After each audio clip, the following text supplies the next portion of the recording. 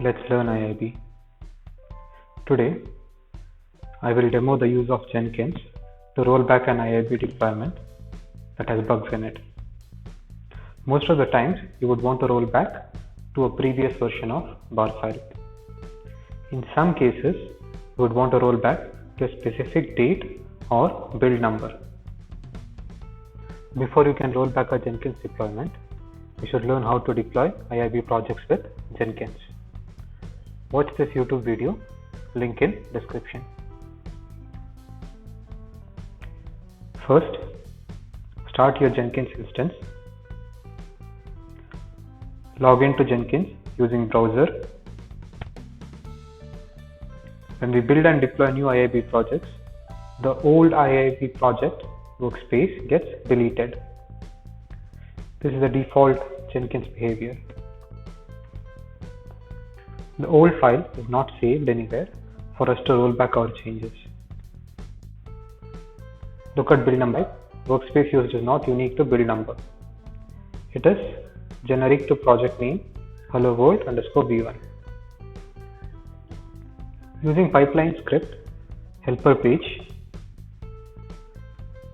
I now write Groovy script to save the generated bar file after each build.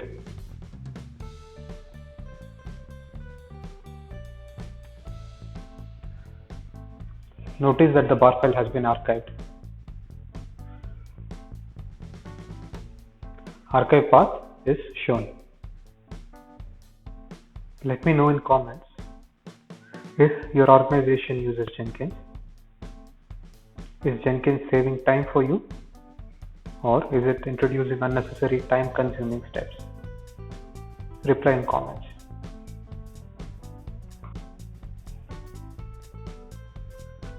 Deployment from C users Vishnu Jenkins folder shows that deployment occurred through Jenkins and the head version has been deployed. Now I want to roll back to build number 11. Code team has identified bugs in build number 12 and we have to roll back to build number 11.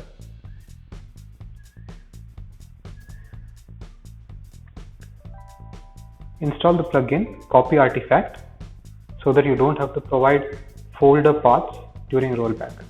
Instead, you can just use the build number. Install this plugin without restart.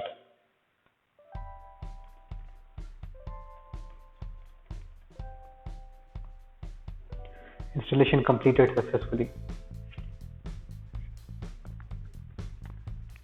From logs, you see pipeline script is simple. It has copy artifact command followed by mqsi deploy command. Rollback is successful. Build number 11 was used for rollback.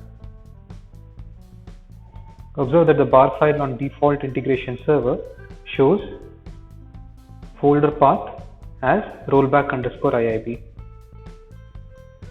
You can modify the pipeline script to also include the build number on the bar file name.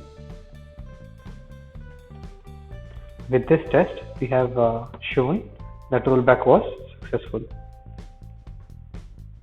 If you found the video to be useful, subscribe to my channel and share your feedback in the comment section.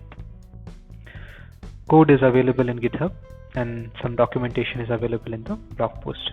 Links in description. See you in the next video.